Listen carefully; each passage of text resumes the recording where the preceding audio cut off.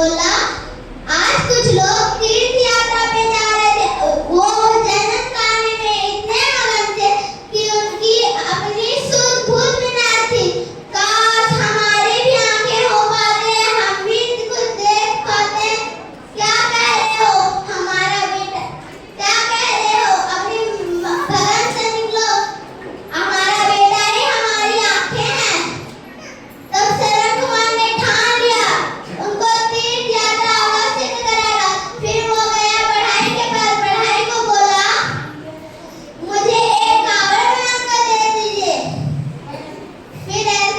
फिर उस बढ़ाई ने बोला कल शाम को ले जाना।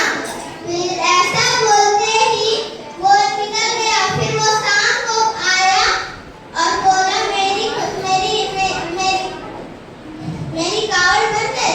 हाँ, ऐसा बोलते ही वो चला गया। फिर उसने अपनी पत्नी को बोला कल सवेरे ही मैं निकल जाऊंगा। फिर उसने अपने माता पिता को बोला फिर उन्होंने बहुत मना किया। तभी वो बोला कि तीर्थ यात्रा अवश्य की कराऊंगा, आरामदायक। तभी वो कल सुबह निकल पड़ा। निकलते ही उसको गांव वाले मन ही मन आशीर्वाद दे रहे थे। कई महीने के बाद वो एक जंगल से गुजरा। जंगल से गुजरने के बाद उसने पक्षियों की आवाज सुनाई। रात को वो लेट गए। लेटने के बाद वो लेट गए। फिर उसके पिता ने बोला बेटा मुझे पानी दो। पानी तो खत्म है, मैं भी लेके आता हूं। खाली घड़े में पानी भरते हुए उसके सीने में एक तीर आ गई। राजा दशरथ शिकार खेल रहे थे।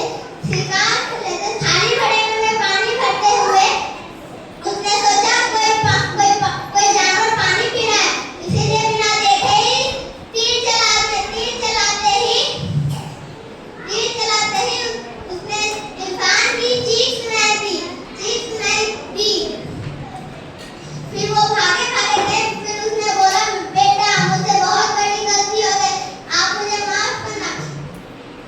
फिर उसने बोला कि मेरे माता पिता जंगल में बहुत प्यासे हैं, उन्हें पानी पिला दीजिए। टाइम नहीं है, पानी पिला दीजिए।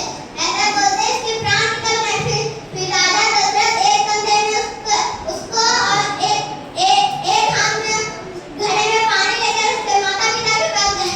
पानी को जमीन में रख दिया। बेटा बहुत लेट कर दिए, तुम बोलो तभी हम पानी पिएंगे। ऐसा बोलते ही वो राजा दशरथ ने बोला आपके बेटे की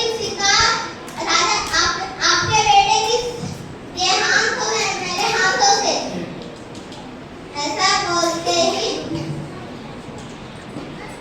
फिर उसके मां ने बोला कि तुम भी अपने बेटे के लिए तड़पोगे। ऐसा बोलते ही वो उसके देहांत हो गए। फिर उसने भारी मन से अपने दाह संस्कार किया। वो महल लौटे। कई महीने बीतने उसके बेटे राम ने बनवास गया। तो बच्चों हमें ये कहानी से सीख मिलती है कि हमें